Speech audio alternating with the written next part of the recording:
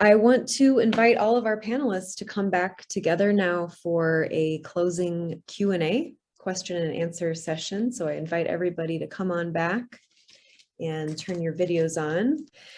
Well, thank you all. First of all, thank you all so much for everything that you shared and brought to this webinar. The first question that I want to just address, there were a few questions about resources because a lot was shared in the chat and in our presentations. And I just want to let folks know that we will send out a follow-up email to everybody who registered, and that will include the chat, and it will include many of the resources that we shared here, including PowerPoints for folks. Okay.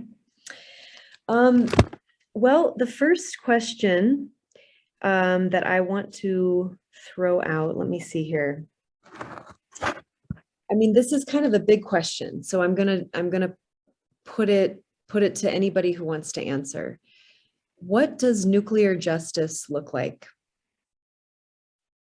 We've covered a lot of topics here, and there's been a lot of injustice. And what do you think nuclear justice would look like, even in one area of what any of you spoke about?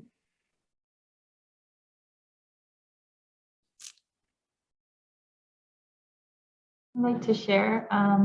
Thanks, Bedi. For me, it looks like acknowledging all of the victims in the Pacific and all over the world, apologizing to them.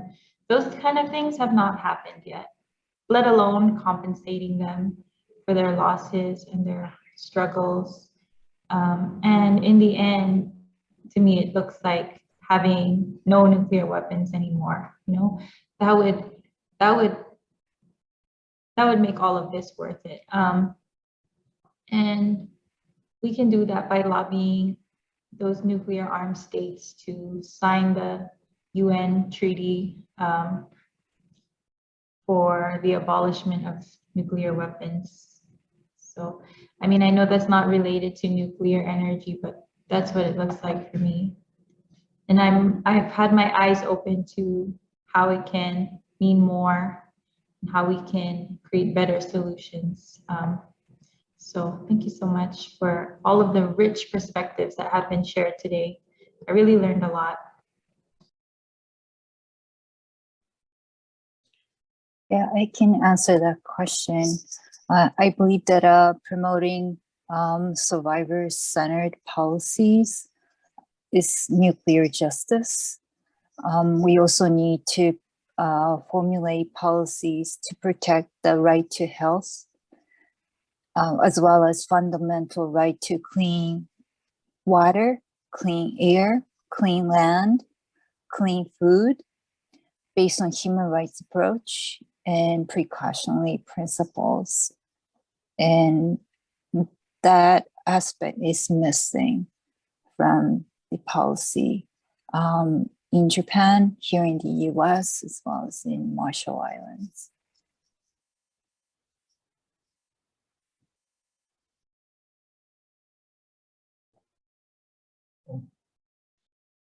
Yami, do you want to go?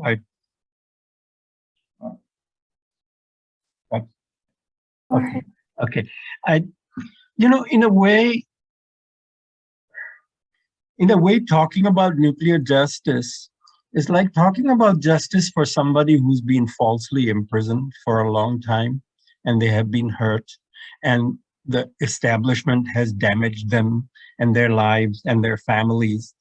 And then you decide, so at some point, and we're not there yet, you decide they're innocent and you let them out of jail. So the first thing is, we have not yet decided the whole thing was wrong. I think the decision to bomb Hiroshima and Nagasaki, in principle, was made about 2 months before Pearl Harbor, October 9th, 1941.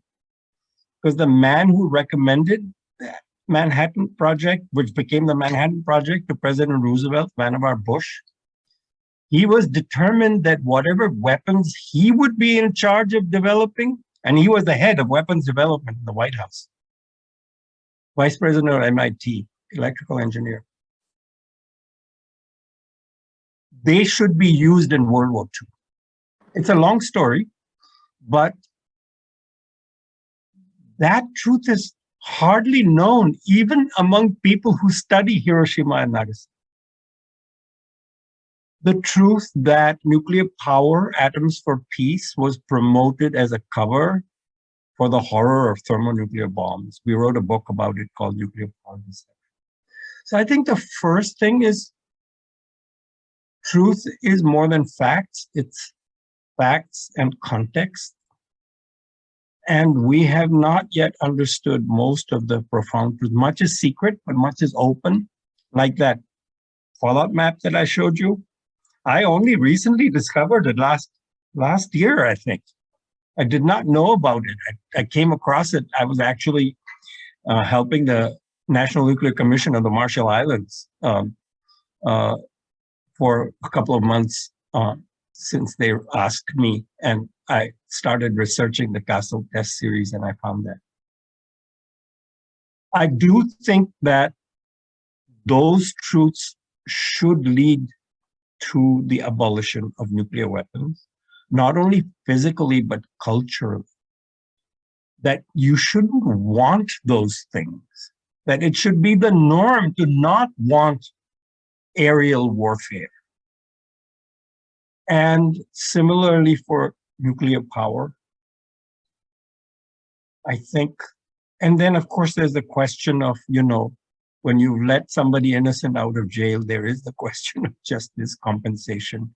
But in the nuclear case, it's very hard because you've got all this. Take the Runa Dome in the Marshall Islands. What do you do with that waste? It's leaking. And then where do you take it? Do you unearth it? Do you not unearth it? Do you leave it? Do you not leave it? It's impossible. So nuclear justice is a very, very hard thing. We haven't yet begun to take the first. We recognize it's important, but the establishment hasn't recognized that they have done gross injustices by building these things and using them. It's a hard thing. It's a very hard thing. Thank you. Thank you for those thoughts. And welcome, Claire. Thanks for being here. Well, something that I was struck by, in listening to these presentations is the interconnectedness of nuclear issues around the globe, and of how one decision ripples out in time and ripples out across the globe and impacts so many people. And one of those decisions, so there was the Fukushima disaster, which we've talked about and we heard about from Mari. And then there's the recent decision by the Japanese government to dump radioactive waste into the Pacific Ocean, which of course impacts Bedi and Claire. So I wonder, there was a question about, will it be safe to eat seafood out of the Pacific, which is a specific question, but I wonder if Bedi and Claire and Mari, if you might comment specifically on how that decision to dump radioactive waste into the Pacific, how it impacts you, and what your thoughts are specifically.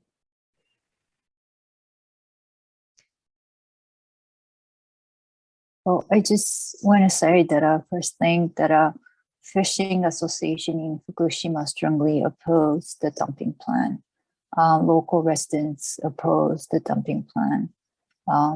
Some mayors, such as Okuma town, where the Fukushima Daiichi is located, they agreed to the dumping plan. Futaba, mayor of Futaba city, where the central, the interim storage site is located, they also support the dumping plan. So, there are some divisions within Fukushima prefecture, but local people are strongly opposed, especially those who will be heavily impacted by the dumping of contaminated water, including those fishing industries. So we should not, and also the agricultural industry as well, and hospitality industries will be also affected. So they are also raising concerns. I just want to say, during the Marshall Islands Nuclear Victims Remembrance Day event that happened on March 1st in Fiji, we had Secretary General Henry Puna come in, and he reassured us that they have a team of our own Pacific scientists who are looking into the issue and, you know, trying to find out if it's safe and reassure, you know, find a way to be reassured about it. So it's also something that, you know, we are afraid of, our fish, because I know Japanese people, they love fish. We love fish. We love seafood, and everyone around the world loves to enjoy it. So yeah, protect the seafood no matter what. It's really important. It's part of our culture and our daily life. And not only that, it's how a lot of our families make their livings. So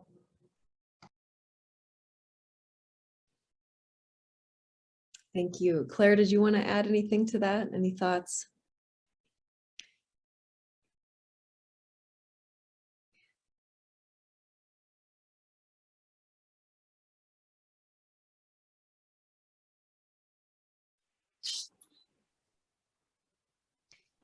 I think you're unmuted, Claire. I have nothing to say on my part, but I just want to say like about the devastation that's been caused by the islands, especially the Marshall Islands, in regards to the nuclear testing and how much it has caused victims. And yeah, that's all I have to say on my part. Thank you. Thank you. Thanks, Claire. There was one follow-up, Mari, for you. I think you can address this maybe. Is it true that the Japanese government is stopping payments to evacuees from Fukushima if they refuse to return home? I'm not sure if you might know the answer to that. Well, you know, they've been lifting evacuation orders of districts. So those evacuees who are evacuating from those districts are forced to go back or somehow live by themselves. So if they're living in the public housing, for example, in Tokyo, they are sued by the government. They're even charging them double, trying to kick them out from public housings because they want those evacuees go back to the districts because they wanted to promote this idea of Fukushima is safe propaganda. So they are doing nasty things by kicking them out from where they are living, which is unconscionable. Yeah, and I know that there has been considerable pressure from the government to return and to paint the picture as it's sort of clean and uncontaminated. Ayami, did you want to say anything about that? I know that you shared a little bit in your presentation about when you were in school and encouraged to visit Fukushima. Yeah. No, it's very big problem. Like for the Fukushima people, especially for growing up there, for the people who are farming in Fukushima, they really wanna, you know, sell their food. Like Fukushima is part of Fukushima's area where produce a nice, great rice, and because of the affection of nuclear, people started not eating Fukushima's food. But at the same time, we really don't know how much nuclear substance is in Fukushima. And yeah, it's very difficult to say. I totally understand who has to be evacuated from Fukushima and who needs to be supported, of course. But I feel the nuclear issue in Japan in 2011 started to become like past. So yeah, so we need to keep the voice. We need to keep up this like uploading information and keeping up the voice. That's what we need, I think. Thank you. Thanks, Ayami. So there are a couple questions that I'm just thinking are linked together that I'm seeing here. I think it's a common refrain sometimes in pro-nuclear circles and in the nuclear industry that nuclear energy and nuclear weapons are separate. So I want to know from you all, is that true? And maybe I'll start with Dr. Makjani, because there's a question directed directly for you that says, isn't it true that the real reason there's a resurgence in nuclear power generation is that so that warmongers can continue to have skilled labor and uranium sources? Well, I think that's what some people who want nuclear power claim that, but I don't think it's a very persuasive in fact, because first of all, more uranium is not needed for bombs in the United States, because there's surplus highly enriched uranium actually, and so we're mining uranium only for power and other things, but not for weapons. There's surplus plutonium, so we're not using uranium to make more plutonium, because there's more plutonium than what we know what to do with. Skilled labor, well, remember that Manhattan Project, they hadn't even done a chain reaction, and they built a bomb and they had no drawings, they didn't have the designs and they went from, say, October 9, 1941, when they really began, to July 16, 1945. It wasn't 3.5 years, a little more than 3.5 years, say 4 years, under 4 years. Today they have the drawings, they have the experience, they have the results of thousands of tests worldwide, more than 1,000 tests in the United States. It's completely fanciful that you need this for nuclear weapons. For the nuclear components, I don't think so. I think sometimes, when the nuclear weapons is going out of business, they hide behind nuclear power. So at the end of the Cold War, the most amazing, surreal scheme was invented in Livermore and published on the front cover of an MIT journal, that we would blow up 3 bombs per hour in an underground vast chamber and generate and do that for the whole year, 3 per hour, 20,000 bombs a year, to generate 1 nuclear reactor worth of power. So to have power like 100 reactors like we have today approximately, you would need 2 million bombs a year. And this was published as a credible scheme on the front cover of Technology Review. So there, the nuclear weapons people were hiding behind nuclear power. So it's a kind of game they play when they feel their business is in peril, I think. It's not very credible to me, but the nuclear business is a very bipartisan agreement. In Washington, they love it. They like to give money to it, Yeah, so I don't think it's credible. Would anyone else like to comment on the connection between nuclear energy and nuclear weapons? I just want to say that Japan is not a nuclear armed state, but I mentioned earlier in my presentation that Japan has almost 46 tons of separated plutonium because they have nuclear energy, and nuclear power plants can create plutonium. And on the other hand, DPRK of North Korea is estimated to have about 40 kilograms of plutonium as of 2019. So, Japan has more than 1,000 times more plutonium than DPRK. And just think about it, what is the significance of that? And is that a security threat? If that is not a security threat to the Northeast Asia region, what is? I'm looking at the thing in the chat. May I make 2 comments?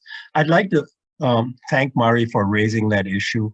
I once asked the first director of Lawrence Livermore Lab in California, where they design nuclear weapons, Herbert York. I interviewed him about 20 years ago. I said, how long do you think it would take Japan to go from where it is to becoming a full-fledged nuclear weapon state? And he was very clever. He said, what do you think? And I said 6 months. And he said, I agree. This was an on-the-record interview. Wow. The second thing is, I didn't mean to say that there's no connection between nuclear power technologies and nuclear weapons technology. There is most of the technological and skills that are needed are the same: uranium mining, enrichment, plutonium production, all that. What I was saying is that the people who say we need nuclear power so the nuclear weapons establishment in the United States can have skilled personnel, so we should build more nuclear power plants, that doesn't seem like a well-founded claim to me, because the United States has plenty of capabilities in this regard. And so that's a separate question from saying, you know, if you have nuclear technology and power, can you build weapons? Or if you have weapons, can you build? Great, thank you. Well, I apologize to our audience. We're not going to be able to get to all of the questions because we're almost out of time here. And I do want to give all of our presenters an opportunity to share a last thought, a last word. So anybody want to start with any last thoughts you'd like to leave us with? I am a teacher, so I'll start calling on you if you don't speak up. Well, first of all, thank you for everyone for listening to my talk. And thank you for Professor Eileen, Molly. Thank you for all. And what I was thinking is, if we use our nuclear power, we really need to take some responsibility to clean it. As Mari said, we would like to get clean food, clean air, clean water for the next generation. So I really feel strongly the necessity to stopping using nuclear power really for the next generation. Yeah. Thank you. Thank you, Ayami. I guess I can go next, unless Dr. Arjun, did you want to? Sure, yeah. Well, you know, I'm really glad to be part of this. I love to be surrounded by younger people because I'm so old, it invigorates me. No, seriously, I'm very glad that young people are much more involved in the nuclear issue in the last year or two than they have been. And we have these very, very sad and terrible events going on, which is a horrible way to be reminded of the nuclear problem, you know, war around nuclear power plants and so on. I am part of something called the Nuclear Truth Project that we started, a few colleagues and I started last year. I hope once we set it up that many of you will work with us. I think I use the word truth in the political sense that Gandhi used it. He had truth with a capital T, I use it with a small t, so that's an important difference. But he was, in my view, very great, because the greatest politician, because he introduced the word truth in the political arena. And I just leave you with that thought that we need to insist on the truth, and we need to learn it and find it and connect the dots together. I'll put up a link to a talk I gave on Hiroshima and Nagasaki and the decision to bomb those two cities. It might surprise you how many things are not well understood still. So I think that's very, very important. The history of it is very important. And I think I am very, very glad that the people and the children of the people who are deeply affected are part of this panel, and that they we need them to be in the middle of this drive to get rid of nuclear power. Yeah, we really need you. So thank you, the four of you. I've been very honored to participate with you and Eileen for putting it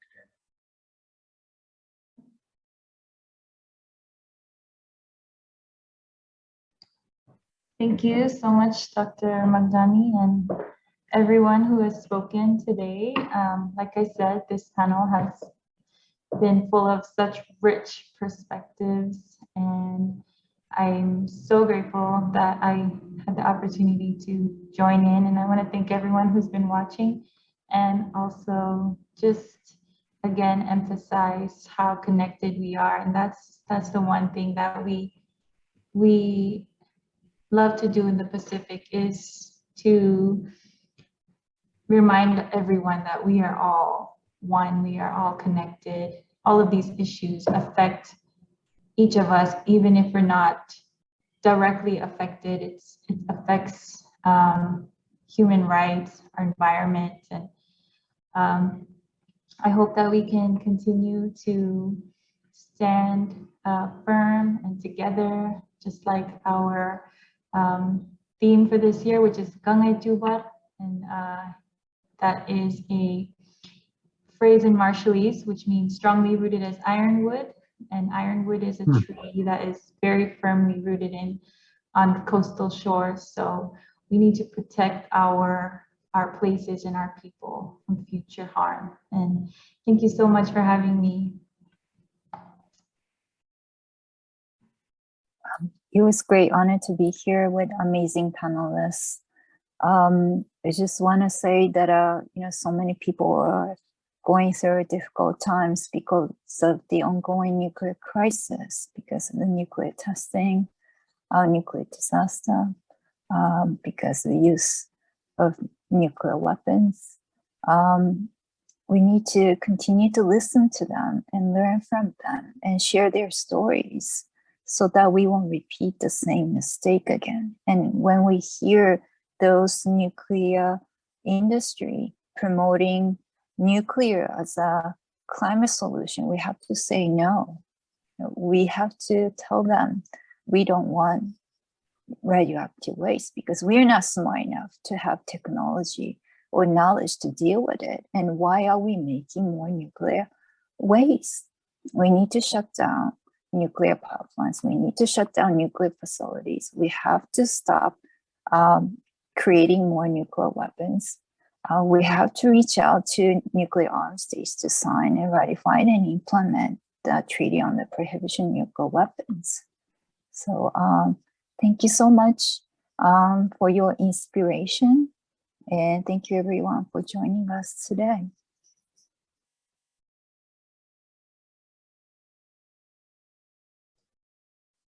Wonderful. Thank you. Claire, did you have any last words you wanted to leave us with?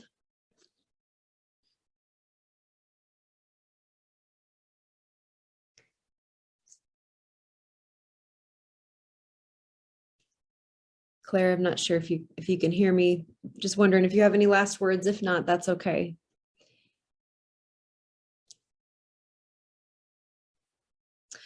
Well, thank you all so much for being here, for your words, for your courage, for your vulnerability. This was such a powerful event. And for everyone watching, this will be available. The recording will be available on YouTube, which we'll share on Facebook and other platforms.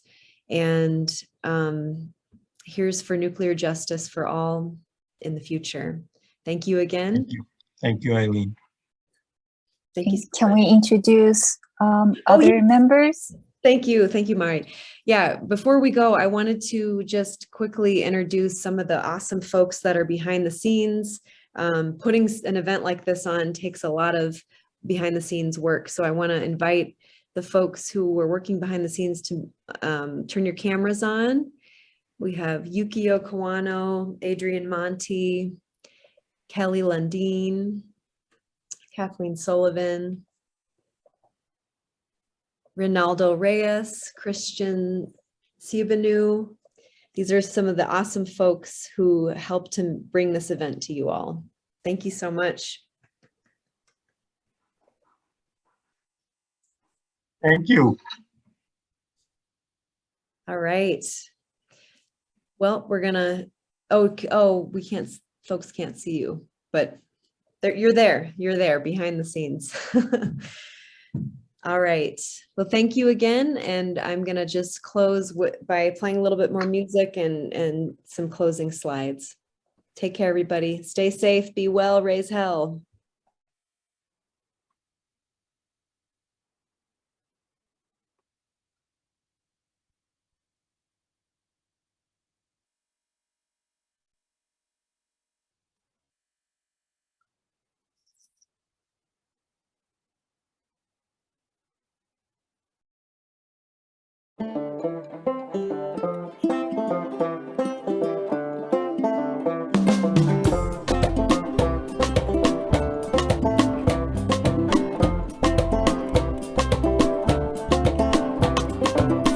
Show me the way to the tender-hearted ones,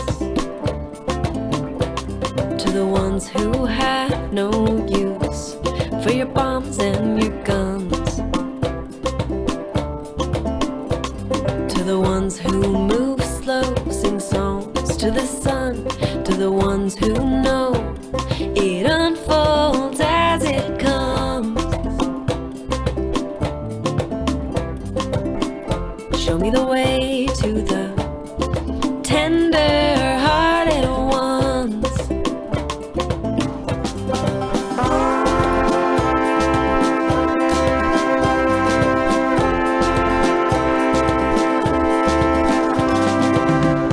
So much mystery, so much you and me, so much mystery, so much you and me.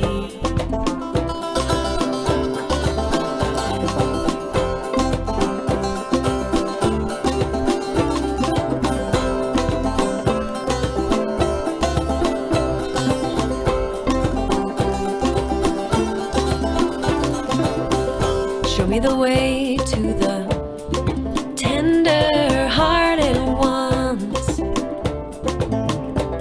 to the ones who have no use for your bombs and your guns,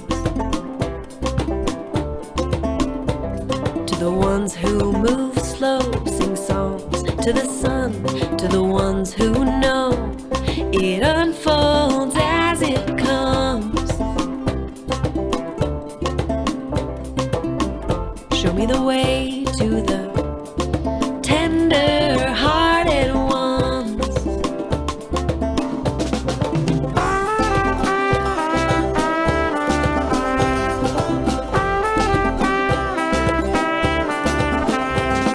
I listen to the trees and they whisper to me, they say, stand tall, breathe deep, stand tall and dig those roots deep. I listen to the trees and they whisper to me, they say, stand tall, breathe deep, stand tall and dig those roots deep.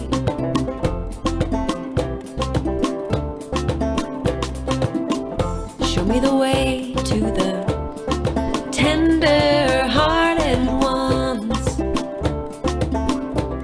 to the ones who have no use for your bombs and your guns, to the ones who move slow, sing songs to the sun, to the ones who know